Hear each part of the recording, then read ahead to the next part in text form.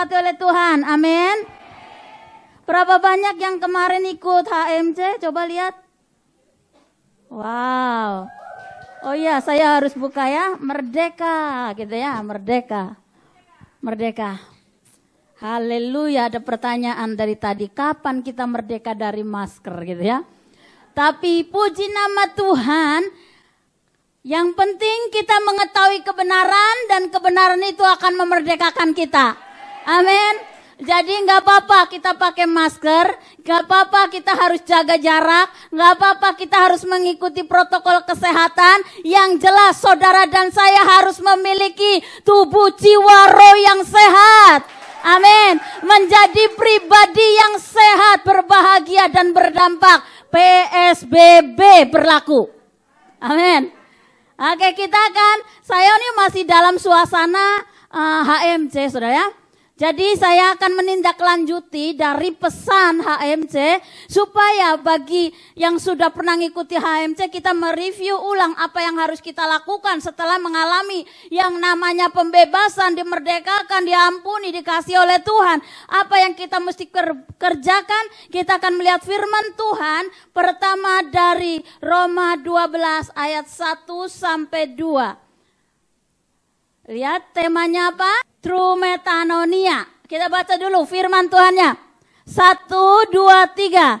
Karena itu saudara-saudara, demi kemurahan Allah, aku menasehatkan kamu supaya kamu mempersembahkan tubuhmu sebagai persembahan yang hidup, yang kudus, dan yang berkenan kepada Allah. Itu adalah ibadahmu yang sejati. Yang kedua, janganlah kamu menjadi serupa dengan dunia ini, tetapi berubahlah oleh pembaharuan budimu, sehingga kamu dapat membedakan kehendak Allah, apa yang baik, yang berkenan kepada Allah, dan yang sempurna. Saudaraku yang dikasih oleh Tuhan, firman Tuhan dikatakan berubah oleh pembaharuan budimu, sehingga kamu dapat mengetahui kehendak Tuhan yang baik, yang berkenan, yang sempurna. Kalau di level baik saja belum cukup. Agama-agama di dunia semua mengajarkan kebaikan. Betul? Tapi kekristenan punya nilai lebih di atas rata-rata. Dia harus mengalami setelah baik, mengetahui yang baik, dia juga harus mengetahui yang berkenan. Amin. Setelah berkenan, gak cukup juga, harus sempurna. Sebab Bapamu yang di surga adalah sempurna. Amin. Jadi waktu kita, kita lihat apa itu arti metanoia, coba. True metanoia adalah keadaan berpikir yang berbeda. Suatu keadaan di mana saya telah mengubah pikiran saya bukan lagi di level yang sama, tetapi di level yang melampaui segala akal. Yang terjadi setelah semacam pertemuan dengan sebuah kebenaran sebagai sesuatu yang nyata. True metanoia adalah, saudaraku, pola berpikir yang berubah. Dari pola berpikir kepada saya pikir. Siapa yang pernah muncul di pikiran? Saya pikir gembala saya tahu loh kalau saya begini. Saya pikir siapa yang pernah ngalamin?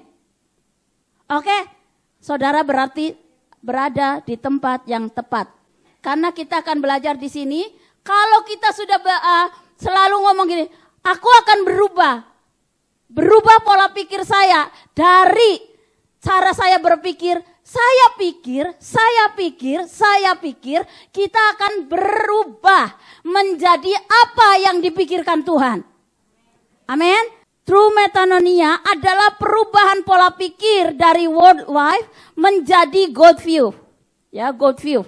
Cara pandang Tuhan melihat sebuah persoalan bukan dengan cara pandang manusia dan dunia.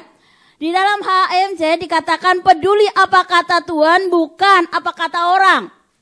Pertanyaan, di mana letak kerajaan Allah? Kingdom of God is within you. Allah ada di dalam kita.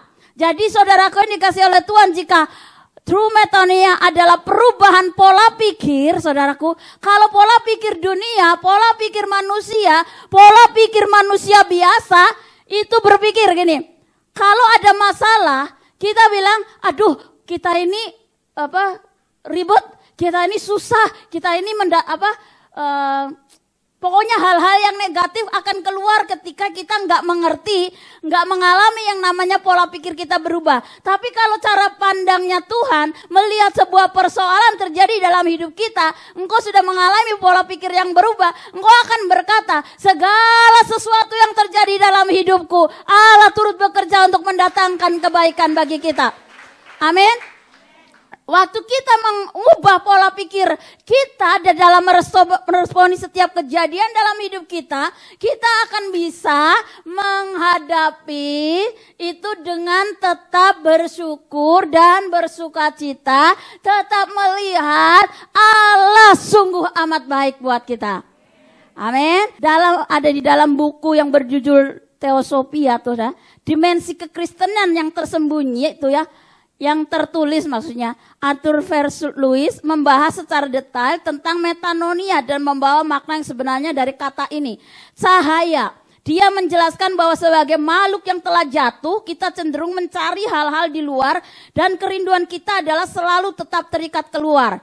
Karena itu kata metanoia sebenarnya menunjukkan arti balik ke dalam yang mau meminta kita untuk masuk ke dalam hati kita. Nah tadi pertanyaan, di mana sih kerajaan Allah? Gitu ya. Kalau pertanyaan, di mana sih kerajaan Allah tinggal? Letaknya itu, saudaraku, ada di dalam hatimu dan hatiku. Amin. Ada kerajaan Allah di dalam hatimu dan hatiku. Kalau bilang kerajaan Allah damai sejahtera ya, yang memerintah hati dan pikiranmu, itu saudara sedikit daripada kerajaan Allah yang tinggal dalam hidup kita. Ada di dalam hidup kita, dalam hati kita. Jadi saudaraku yang dikasih oleh Tuhan, waktu kita mengalami yang namanya pola pikir yang berubah, perubahan pola pikir, kita tuh harus akan ada langkah yang perlu kita. Langkah pertama mengalami true metanoia. Roma 8 ayat 32, mengetahui dan mengenal kebenaran, dan kamu akan mengetahui kebenaran dan kebenaran itu akan memerdekakan kamu. If you know the truth will set you free. Artinya apa? Mengetahui kebenaran tentang Tuhan. Saudaraku, mengetahui juga tentang kebenaran siapa aku, siapa kamu di dalam Tuhan. Kenapa saya ngomong seperti ini, saudaraku? Karena di dalam benak kita nih, saudaraku ya, di dalam pikiran-pikiran kita, itu ada benteng-benteng, ada kubu-kubu, ada selubung-selubung yang dibangun menentang kebenaran ini, saudara. Contohnya gini, saudara, menentang kebenaran akan Allah. Kalau kau bilang, kamu tuh cantik, kamu tuh unik, kamu tuh berharga di hadapan Tuhan. Waktu saya membuat sebuah pengakuan iman untuk diri saya, saudaraku, Rahel Napsi, orang yang lemah lembut, orang yang sabar, orang yang murah hati, orang yang penuh penguasaan diri. Saya harus ngomong berulang-ulang, saudaraku, pikiran saya nggak setuju. Pernah ngalamin nggak? Engkau mau mengakui yang baik loh. Engkau mau mengakui bahwa engkau tuh berharga di hadapan Tuhan. Tapi ini pikiran saya nggak setuju. Sampai satu hari pikiran saya harus menyatukan. Pikiran dan hatiku dan mulutku harus serasi gitu ya. Harus sama gitu ya. Sampai jiwa saya bersatu, pikiran saya bersatu dengan hati saya, mengakui Rahel Napsi, engkau tuh lemah lembut, murah hati, baik, sabar, penuh penguasaan diri. Yes, gitu kan. Lalu begitu nih nanti ada cobaan. Apa bener nih Rahel Napsi penuh sabar, penuh kemurahan hati. Datang, bagaimana sih tahu kamu sudah ada kasihnya apa belum? Datang persoalan. Nah, disitulah tempatnya kamu akan tahu dirimu sudah mengeluarkan buah roh apa belum. Jadi jangan kalau orang yang sudah berubah, pola pikirnya berubah, ketika masalah itu datang, engkau nggak akan mudah menyalahkan, boboku sih, suamiku sih, gara-gara dia selingkuh sih, kenapa jadi aku juga ikut selingkuh. Jadi kita nyalain gitu. Kita akan menyalahkan orang ketika pola pikir kita berubah. Berbeda kalau kita sudah mengalami true metanoia dalam hidup kita, kita akan bertanya, Tuhan kenapa ini? Ya, kalau ada masalah datang, tanya Tuhan, kenapa gini? Gitu ya. Nah, saudaraku yang dikasih oleh Tuhan, kalau di sini mengetahui kebenaran tentang Tuhan, mengetahui kebenaran tentang siapa aku di dalam Tuhan, mengetahui kebenaran identitas kita di dalam Tuhan, mengetahui area mana dalam diri kita yang menjadi masalah dalam pertumbuhan kepada kedewasaan. Ada saudaraku kalau kita sudah ngalamin lahir baru, kemudian pelepasan semua. Nah, saudara ada hal-hal yang namanya tubuh jiwa kita nih. Saudara, tubuh kita itu kan terdiri dari tubuh, jiwa, dan roh. Tubuh kita semua sehat, walafiat, amin. Saudara lulus pergi, ada di Hong Kong, sudah melewati tes body check ya. Saya mau ngomong body language gitu ya. Jadi kita udah melewati namanya body check, semua sudah fit, lulus pergi ke Hong Kong. Tetapi jiwa dan roh, ya roh kita udah hubungan sama Tuhan. Tapi yang namanya jiwa itu proses, saudara. Proses, kenapa? Kenapa kita punya jiwa proses ya? Karena ada begitu banyak masa lalu. Begitu banyak masa lalu yang pernah kita alami di dalam perjalanan hidup kita. Dan kayak tadi saya mau di 2 Korintus 10, kita harus menyadari ya kubu-kubu yang ada di pikiran kita. Karena senjata kami dalam perjuangan bukanlah senjata duniawi, melainkan senjata yang dilengkapi dengan kuasa Allah yang sanggup untuk meruntuhkan benteng-benteng. Kita harus menyadari, setelah tadi saudaraku yang pertama adalah kita mengetahui dan mengenal kebenaran, berikutnya kita juga harus menyadari dalam diri kita bahwa ada benteng-benteng, ada kubu-kubu, ada serubung-serubung, pola pikir yang rusak, luka-luka hati yang belum disembuhkan bisa mempengaruhi kejiwaan seseorang. Saudara, tubuh kita sehat, tapi jiwa kita itu proses untuk disehatkan, proses untuk pemulihan itu butuh waktu. Jadi kalau HMC adalah salah satu sarana. Ada saya dengar kata psikolog ngomong begini ya, kalau sebuah gereja mengadakan adanya HMC itu adalah satu awal di mana kita jemaatnya dari masih muda udah ngalamin yang namanya pembongkaran ya, dosa-dosa, luka-luka, trauma-trauma, itu akan mencegah pada usia 60-70 tahun nanti ketika tua itu saudara nggak akan dibayangin oleh film-film perjalanan hidupmu atau trauma-trauma masa lalu. Dan itu akan sangat mencegah, itu akan sangat menolong. Jadi kenapa saudara kita menemukan orang-orang tua di Hong Kong sini, ya mereka pikun, mereka ngigau, mereka ini sebenarnya mereka sedang dipetunjukkan ya masa lalunya, trauma-trauma yang menghantuinya. Jadi kalau saudara jaga orang tua, mereka tuh nggak ikut HMC. Jadi saudara dan saya yang harus melayani dengan kasih. Ya, Pak, kalau engkau punya orang tua juga seperti itu, mengertilah bahwa mereka nggak ikut HMC. Ya, kemudian kalau kita udah menyadari ada benteng, ada kubu-kubu yang ada di pikiran kita, 2 Korintus 10 ayat 5 ya. Kami mematahkan setiap siasat orang dan merubuhkan setiap kubu yang dibangun oleh keangkuhan manusia untuk menentang pengenalan akan Allah. Kami menawan segala pikiran dan menaklukkannya kepada Kristus. Jadi di sini seperti saya tadi ngomong, kubu-kubu banyak saudaraku ya. Harus diakui bahwa hidup kita di dalam jiwa kita ada begitu banyak kejadian-kejadian yang melukai. Ada begitu banyak trauma-trauma yang tersimpan. Ya, kata psikolog itu bilang bahwa ada pikiran bawah sadar. Ada pikiran sadar, ada pikiran bawah sadar. Yang tertulis tuh terdata dikatakan bahwa setiap manusia itu punya 88% itu pikiran bawah sadar. Jadi cuma 12% saudara sadarnya. Dan kalau yang 88% itu mempengaruhi tingkah laku kita, saudara tahu orang yang punya kejiwaan atau ada luka dalam hatinya belum sembuh, itu nggak akan terlihat di dalam dunia nyata kayak gini. Tapi saudara harus bisa mengenali bahwa ada reaksi.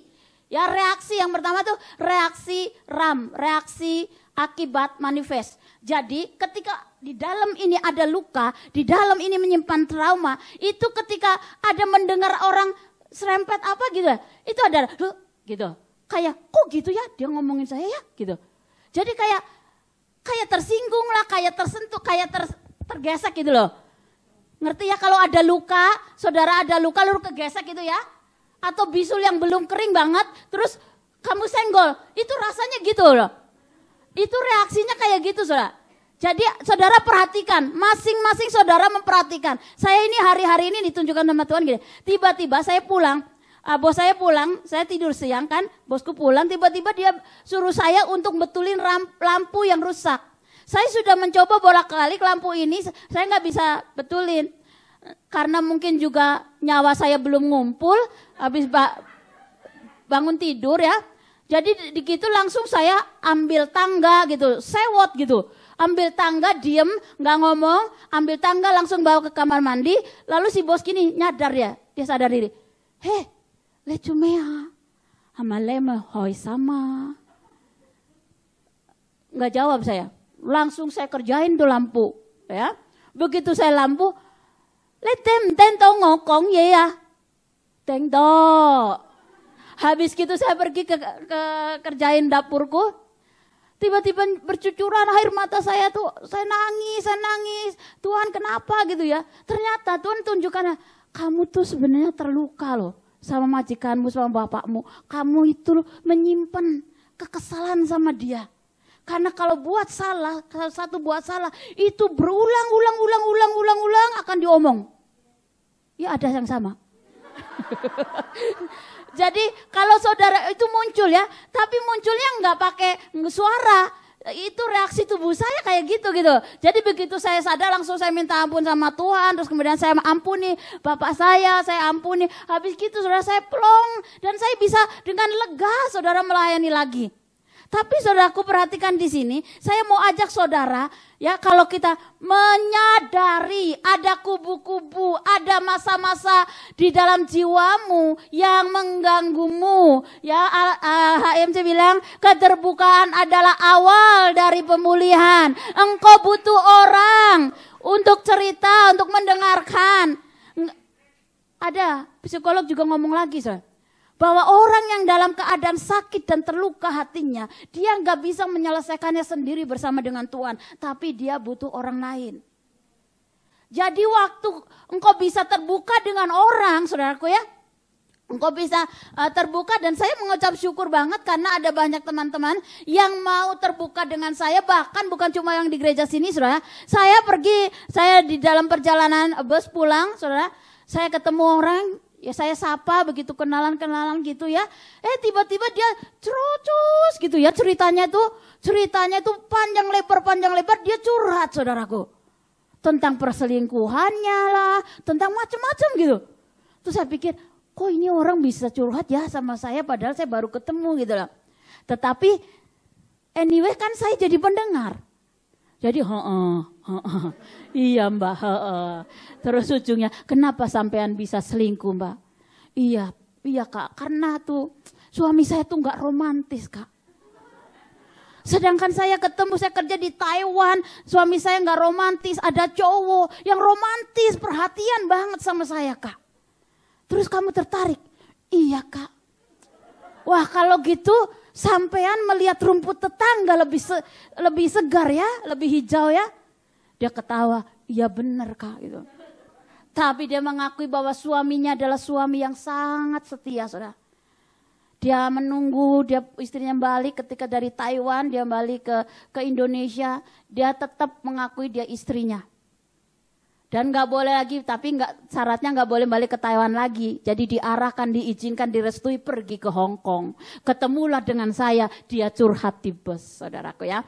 Oke, langkah kedua. Mengalami true metanoia yang kedua adalah Ulangan 30 ayat 19, coba kita baca. 1, 2, 3. Aku memanggil langit dan bumi menjadi saksi terhadap kamu pada hari ini. Kepadamu kuperhadapkan kehidupan dan kematian, berkat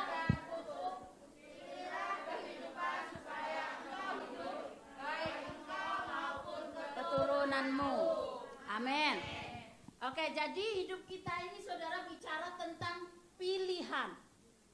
Ya, saudara tentang pilihan. Kita harus tadi udah mengetahui kebenaran, mengenal, kemudian menyadari kubu-kubu, lalu kita perlu membuat pilihan. Ya, hidup ini adalah soal pilihan dan kemudian tanggung jawab untuk mewujudkan. Sekarang apa pilihanmu? Jadi kalau firman Tuhan katakan, aku pemanggil langit dan bumi menjadi saksi. Pada hari ini aku perhadapkan kepadamu kehidupan atau kematian, berkat atau kutuk. Dan semua saudaraku pilih. Tapi saya mau nanya, apa yang menjadi pilihan hidupmu? Engkau jawab sama Tuhan. Karena semakin engkau bisa membuat sebuah pilihan dalam hidupmu, engkau akan bisa berjalan dengan lebih terarah. Amin gak? Nah, waktu saudara, saya lagi belajar ini, saudara, kan saya lagi kuliah, kemudian mesti mengerjakan soal, saudara, mengerjakan soal. Lalu soal ini pertanyaan dari dosen saya bilang, buatlah apa yang menjadi pilihan hidupmu. Pilihan yang 10 pilihan dalam hidupmu apa. Kemudian dari 10 itu diambil 3. Dari 3 itu ditentukan 1 yang menjadi prioritasmu. Lalu saya memilih, saya tanya Tuhan, apa sih yang pilihan hidup saya. Saya tulis di sana saudaraku ya. Saya menulis bahwa yang pertama saya memilih hidup melajang oleh karena kerajaan Tuhan. Ada orang yang tidak bisa menikah karena dia lahir demikian. Tubuhnya cacat gitu ya, nggak bisa nikah.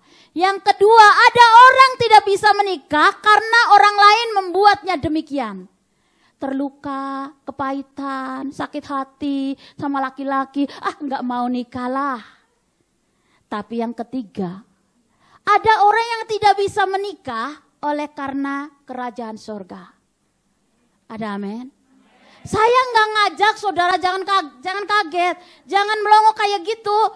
Karena saya nggak akan ngajak kamu ikutin jejak saya, nggak perlu. Ya, saya cuma lagi cerita, saya memilih, gitu ya. Habis semua bengong gitu. Ya, jadi saya itu lagi cerita, saya memilih. Karena apa? Saya mau ngomong katakan yang ketiga oleh karena kerajaan Allah. Karena saya nggak masuk ke bagian yang pertama. Karena aku sehat, tubuhku sehat, jiwaku juga sehat, rohku sehat. Aku normal wanita, punya daya tarik kepada sesama lawan jenisku gitu loh.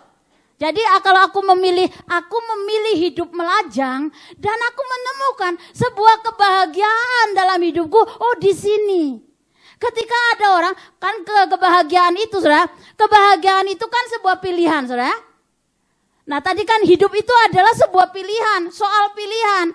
Kalau menikah, mau berumah tangga, mau dengan siapa menikah, itu adalah engkau memilih sendiri. Ada hal yang tidak bisa kita pilih, yaitu apa? Kita nggak bisa milih orang tua saya dari mana, dari suku mana, saya nggak bisa pilih, saudara nggak bisa pilih. Saudara juga nggak pilih dari mana, saudara nggak bisa milih rambutku lurus saja Tuhan jangan keriting, nggak bisa milih. Engkau juga nggak bisa milih lahirmu di mana juga nggak bisa milih. Jadi yang tidak bisa kita pilih, respon kita apa? Terima. Amin. Bersyukur gitu loh. Terima diri kamu yang ireng, yang hitam manis ini. Terima gitu loh. Yang pesek, yang keriting, yang ini, yang gemuk, yang kurus, terima. Ya. Amin. Itu kita belajar, pola pikir kita berubah.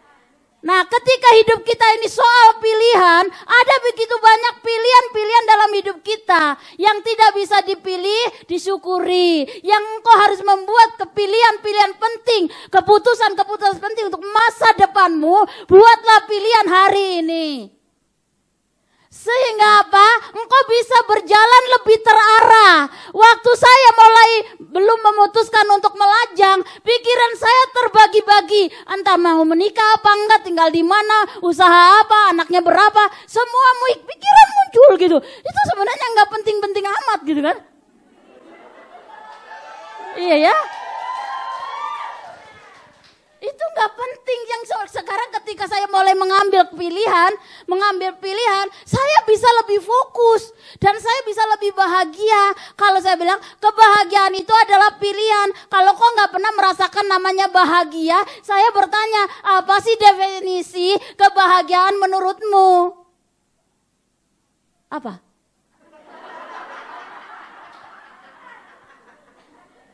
Setiap orang punya definisinya tentang kebahagiaan tuh berbeda. Iya enggak? Sedangkan kalau kita ngomong, aku bahagia loh dengan melajangku. Tapi saudara akan berkata, aku loh bahagia punya suami, punya anak. Iya monggo nikmati kebahagiaanmu. Ya Pak ya? Saya juga gak ngajak Anda ikutin jejak saya. Dan saudara juga gak bisa ngajak saya ikutin jejakmu. Mari kita berdiri di jejak kita bersama dengan Tuhan. Oke, menjadi pribadi yang sehat, berbahagia dan berdampak. PSBB berlaku atas hidup kita. Yang itu yang Tuhan mau saudaraku ya. Langkah yang ketiga. Untuk mengalami true metanonia. Kolose 3 ayat 1-4. Karena itu kalau kamu dibangkitkan bersama dengan Kristus, carilah perkara yang di atas di mana Kristus ada, duduk di sebelah kanan Allah, pikirkanlah perkara yang di atas bukan yang di bumi. Sebab kamu telah mati dan hidupmu tersembunyi bersama dengan Kristus di dalam Allah. Apabila Kristus yang adalah hidup kita menyatakan diri kelak, kamu pun akan menyatakan diri bersama dengan Dia dalam kemuliaannya. Jadi yang berikutnya, yang ketiga, langkah ketiga. 1 Korintus 2 ayat 16. Sebab siapakah yang mengetahui pikiran Tuhan sehingga dapat menasihati Dia, tetapi kami memiliki pikiran Kristus. Jadi yang ketiga, untuk mengalami true metanoia, saudara harus memiliki pikiran Kristus. Apa yang kita pikirkan terus-menerus dapat menjadi kenyataan. Tadi di Kolose bilang, pikirkan perkara-perkara yang di atas bukan yang ada di bumi. Engkau hidup dan saya ada di bumi. Tetapi kalau engkau memutuskan pilihanmu hidup di bumi, engkau akan memikirkan semua kebutuhan-kebutuhan yang ada di bumi. Tapi kalau engkau memikirkan perkara yang di atas, engkau akan memikirkan walaupun ada di bumi, pikiranmu akan memikirkan, aku melakukan ini memuliakan Tuhan enggak ya? Aku berbuat ini Tuhan disenangkan apa enggak ya? Sampai di sini bisa beri mengerti? Oke, jadi memiliki pikiran Kristus, saudara ya. Memiliki pikiran Kristus, selalu berpikir Tuhan disenangin enggak ya? Tuhan berkenan apa enggak ya? Baik dan berkenan enggak ya di hadapan Tuhan? Aku lakukan ini, lakukan itu. Nah, itu kita memiliki pikiran Kristus. Berikutnya pikiran Kristus yang berikutnya. Filipi 4 ayat 8. Kita baca sama-sama 1, 2, 3. Jadi akhirnya saudara-saudara, semua yang benar, semua yang mulia, semua yang adil, semua yang suci, semua yang manis, semua yang sedap didengar, semua yang disebut kebajikan dan patut dipuji, pikirkanlah semua itu. Gampang apa susah sih mikir yang baik, indah, sedap didengar? Gampang apa gampang? Susah apa susah? Susah-susah gampang. Oke. Susah-susah gampang. Jadi saudaraku, seperti tadi saya ngomong di awal. Dari pola pikir, saya pikir kita harus berubah ke pola pikir apa yang menyenangkan Tuhan. Apa yang berkenan sama Tuhan. Jadi waktu kita mau mikirin yang baik, yang jelek, itu yang baik, mikirin yang baik tuh ada kan ada suami istri sedang konseling, saudara. Datang kepada seorang konselor. Si istri ini ngomong tentang kejelekannya suami. Nah, pas sudah didengerin panjang lebar, si konselor tanya, Bu, tolong sebutkan satu saja kebaikan suamimu. Langsung dia bingung, saudara. Kenapa?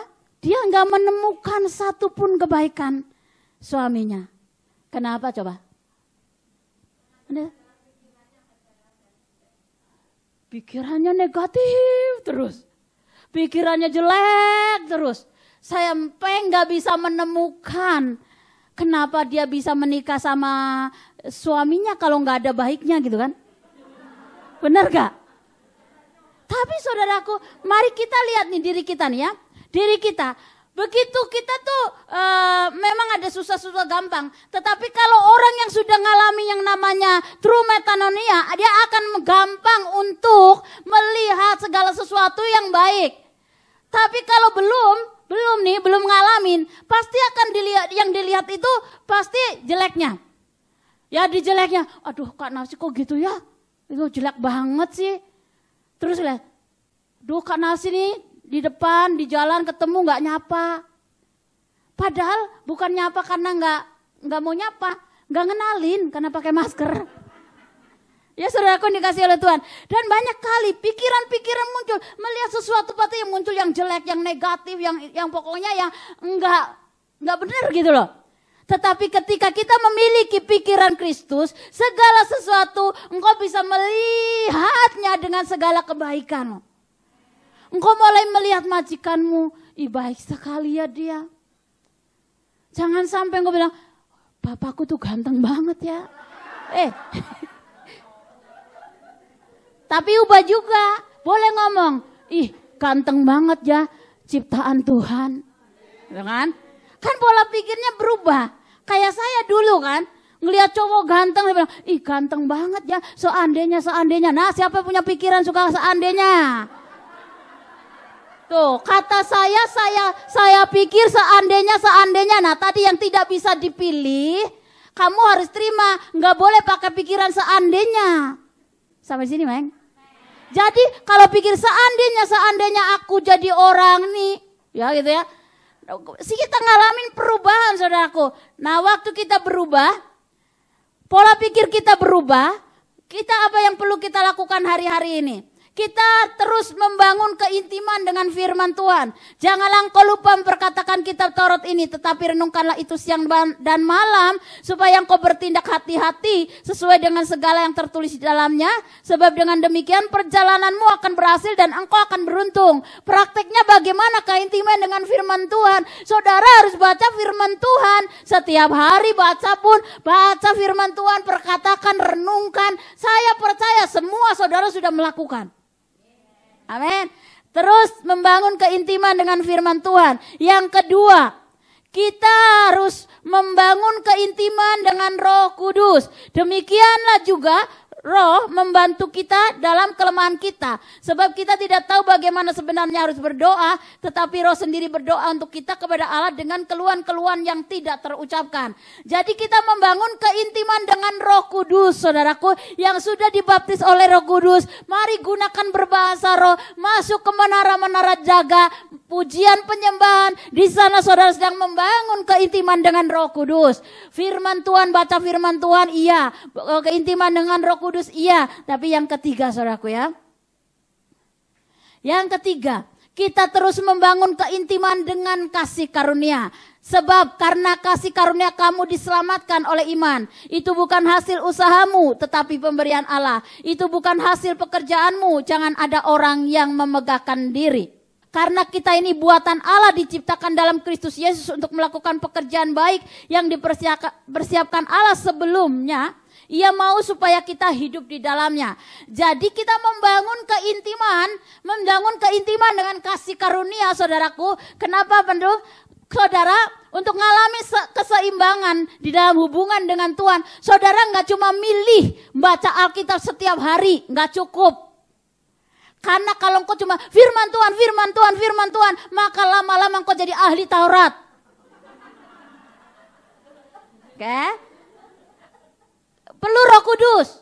Engkau perlu membangun keintiman dengan Roh Kudus. Ya, kalau kamu sampai over tuh, kalau ngeroh, itu over, jadi ngeroh. Kalau sendiri ya. Jadi ada firman, ada roh, ada kasih karunia. Nah, kasih karunia ini apa, saudara? Kasih karunia adalah sebuah kesadaran kau mengakui, mensyukuri tentang segala sesuatu yang telah Tuhan kerjakan dalam hidupmu. Amin. Jadi 3 ini nggak boleh dilalaikan. 3 perkara ini, intim dengan firman, intim dengan Roh Kudus, intim dengan kasih karunia, itu kita harus jaga keseimbangan sebagai orang Kristen untuk mengalami yang namanya pertumbuhan kedewasaan, untuk mengalami pola pikir kita yang berubah, terus membangun ini semua, saudara. Nah saudaraku, kalau teman-teman yang menyaksikan saya di sini lama, tentu saudara tahu ya saya udah berubah ya. Bukan cuma berubah fisik saya. Bukan cuma berubah fisik saya saudara ya. Ya saya nggak akan menyanyi, aku masih seperti yang dulu. Enggak lah, aku sudah lewat itu yang dulu. Aku harus sudah menjadi yang baru. Aku menjadi baru tiap hari diperbaharui dari hari ke hari. Mengalami perubahan, ikutin perubahan. Ada yang ngomong, Kak Nafsi tahu nggak? Yang paling saya rindukan dari Kak Nafsi itu apa? Apa? Saya pengen lihat Kak Nafsi pakai rambut panjang. Oh my God. Itu masa lalu gitu ya. Ketika saya masih muda, ketika saya masih fresh dan saya suka ngerawat diri rambut saya panjang, itu dulu. Hari ini di usia kayak gini, saya kepengen yang simple-simple. Iya kan? Nggak perlu buang-buang banyak waktu yang tidak penting. Ngurusin rambut, nyisirin, macam-macam gitu. Udah simple aja kayak gini kan. Ringan saudaraku ya. Semakin saya ngalamin perubahan kayak begini saudara, perubahan semakin saya excited saudaraku, semakin saya mengerti, wow ada hal-hal yang baru, wow yang Tuhan itu kerjakan gitu. Dan saya yakin orang-orang yang ada di gereja GBI Hong Kong China bersama saya selama ini, saya juga banyak melihat saudara banyak yang berubah hidupnya. Berubah pola pikirnya, berubah cara-cara bahasanya. Dan itu saudaraku adalah sebuah karya Tuhan yang Tuhan kerjakan dalam hidup kita. Oke? Nah kita akan ada proklamasi ya, deklarasi kasih karunia saudara ya. Ada deklarasi kasih karunia ini ya, yang suka nggak bisa menerima, yang nggak bisa menerima dirinya sendiri, ya nggak bisa mengampuni, nggak bisa menerima keberadaan kamu hitam, kamu manis, kamu enggak, itu kayaknya sulit sekali untuk menerima. Mari kita deklarasikan kasih karunia ini. 1, 2, 3. Saya sudah sangat dikasihi dan diterima apa adanya, bukan karena saya layak untuk itu. Jadi saya tidak perlu lakukan apapun hanya untuk dikasihi. Yang perlu saya lakukan adalah mengasihi Allah, menerima diriku apa adanya, mengasihi diriku dan mengasihi sesamaku. Berikutnya.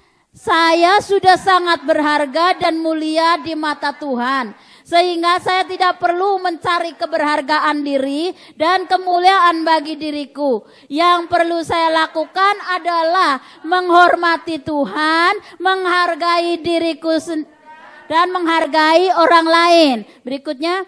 Saya sudah sangat berarti dan berdaya guna sehingga saya hanya perlu memberdayakan diri sesuai potensi dan panggilannya. Amin. Betapa saudaraku Tuhan tuh sangat sayang sama kita. Nah, saya masih ingat di HMC saya memperagakan kisah Adam dan Hawa saudara. Jadi diusir dari Taman Eden. Waktu saya malamnya itu di briefing, saya cikikikan, saya ketawa-ketawa sampai saya memperhatikan yang pertama pun saya masih ketawa-ketawa saudara. Kak Yoba bilang, awas loh Kak Nafsi nanti kalau lagi peragakan jangan cikikikan gitu. Aku tertawa saudara ya. Tapi waktu pas Kak Feli bilang, le jauh lah. Itu gambaran Tuhan lagi ngusir Adam dan Hawa dari Taman Eden saudara. Tiba-tiba tuh hati saya dek. Kayak nggak nyaman gitu, sedih gitu ya. Waktu saya sedih banget. Terus ternyata ini, Tuhan ngomong ini, hatiku tuh sedih banget. Ngusir Adam dan Hawa. Kenapa? Karena harusnya dia ada di sini. Dia ada bersamaku. Dia ada di Taman Eden. Dia harus ada di dalam hadirat Tuhan. Waktu dia usir saya. Siapa di sini yang pernah diusir sama orang tuanya? Ada? Oke, pertanyaan saya berikutnya. Apakah bapakmu atau ibumu mengunjungimu di mana engkau berada dan membawamu pulang? Ada nggak? Ada. Oke, ada. Itu kan kamu diusir pergi ya. Ini Adam nih. Adam dan Hawa juga itu. Adam dan Hawa diusir. Tuhan itu saking nggak relanya saudara.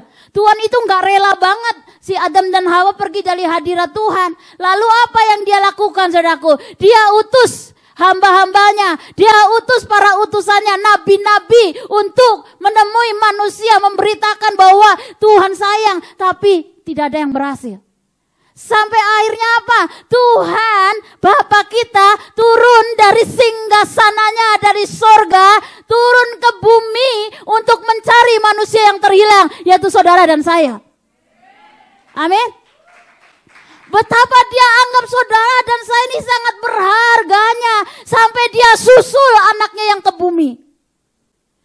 Kalau engkau sudah diusir sama orang tuamu dan kau lari ke Hong Kong, dan orang tuamu menyusulmu ke Hong Kong untuk membawa pulang, ada? Saya tahu ada yang membawa orang tuanya ke Hong Kong bukan karena orang tuanya mau mengambil anaknya, tapi memang anaknya ngajak orang tuanya jalan-jalan. Tetapi saudaraku dikasih oleh Tuhan, Bapa kita di surga turun dari singgasananya, lalu turun ke bumi untuk mendatangi manusia yang terhilang ini. Tetapi coba bayangin, berapa banyak manusia yang malah menikmati kehidupan di bumi ini. Seringkali kita kayak gitu, saudara. Kita nggak pernah ngerasa kehilangan ketika jauh dari hadirat Tuhan.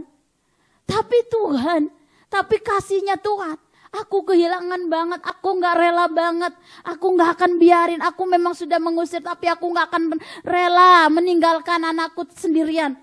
Dia turunlah ke bumi, saudara, menjadi manusia Yesus Kristus. Dan hari ini untuk menemui kita, ayo nak pulang, ayo nak dekat, ayo kembali ke hadirat Tuhan, kembali. Saya minta worship leader sama musik.